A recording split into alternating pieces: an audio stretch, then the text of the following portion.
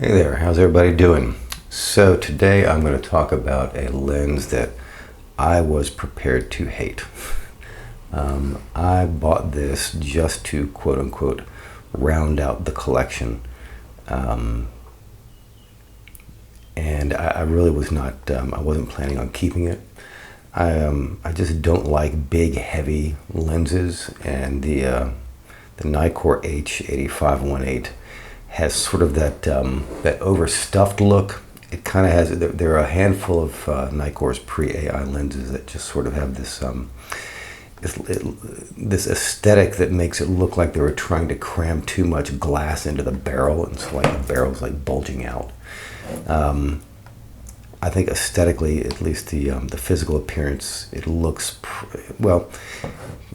If we compare the size, okay, the weight of this thing actually technically is about the same as the 10525, but it's shorter, so it's like the 10525, but like squashed down into a shorter package. So it's closer in that regard to like the 3514, except the 3514 does, I mean, it bulges a bit, but not quite as much as the 85. I think the 85 in terms of its external appearance is probably closer to the 5512, but I don't have one of those, so I can't compare it. But it is not a small light lens, so I was prepared to sort of just review it and then sell it, but it's kind of growing on me. If we compare it to the 85 f2, this is the replacement. It is the 1.8 is much bigger and heavier than the 85 f2. And that's another reason I was prepared just to not like the 85 1.8, because the 85 f2 is such a graceful little package.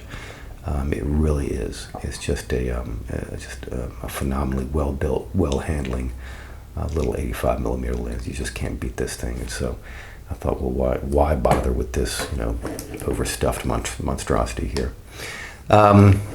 Just to round out the comparisons, this is the autofocus, or first generation autofocus 8518. It is slightly smaller and lighter than the pre-AI 8518. So the pre-AI takes the cake in terms of size and weight. It is the biggest and the heaviest.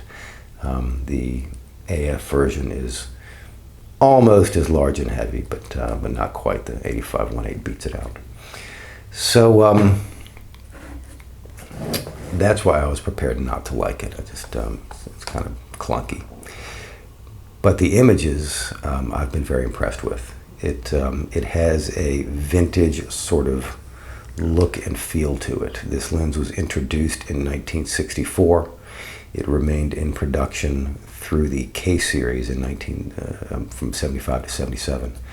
The K series, if you recall, is it refers to the pre-AI Nikkors with rubber focusing rings. And for this lens, that's kind of significant because the 8518 and this optical formula, which is 6 elements and 4 groups, was completely eliminated when the AI series was introduced. It was replaced by this lens.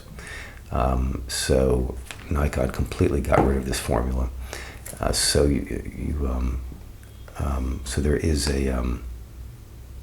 a K series version out there with a rubberized focusing ring, and it really has that sort of overstuffed, too much glass in the barrel kind of look to it.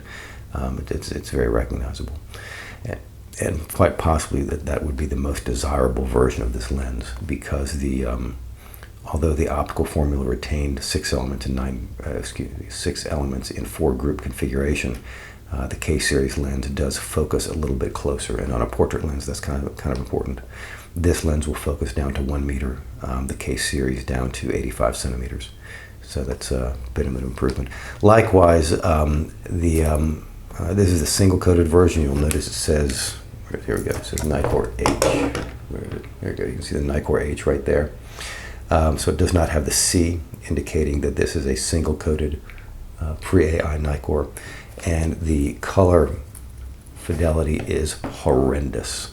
It is unfit for color photography. The colors on this thing just come back ruddy and brown and just poor color fidelity. Just sort of muddy, kind of dull, undersaturated sort of color reproduction. But the or at least that was my experience after shooting some indoor event photography with this lens, and the skin tones were bland, and the colors were dull and poorly saturated. So anyway, if you're going to buy this for color photography, I strongly recommend getting the multi-coated version. Either look for the one that has the C after the H, either that or the K series. I think the K series is probably the most desirable. I mean, if you're seriously into this, but I'm not getting rid of it, and I'm not getting rid of this lens because I really like the way it renders. It does have a different quality to it than either the 85 f2 or this 85-18. The pre-AI version has a sort of just a more vintagey sort of look to it. It's got a bit of swirl in the background under the right circumstances, and just the overall rendering characteristics I'm very, very happy with, and I really think it does provide kind of a an old-fashioned sort of look to it. Not that there's anything wrong with either of these, but the 85 f2 and the 18, these are a little more crisp and clean as compared to the old pre-AI. So I've got about 40 images as of this moment up on Flickr that I've shot with this lens. All of them shot with on black and white film, so I'll link to that down below, and go take a look and decide for yourself.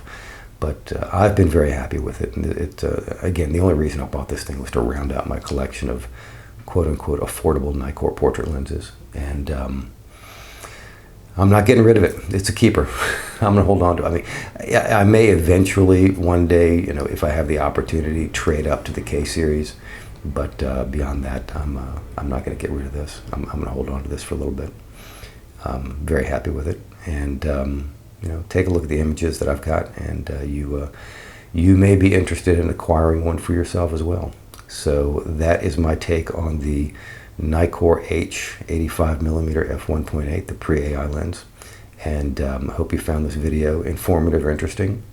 If so, please do subscribe and check out the links below. Thank you so much. Bye-bye.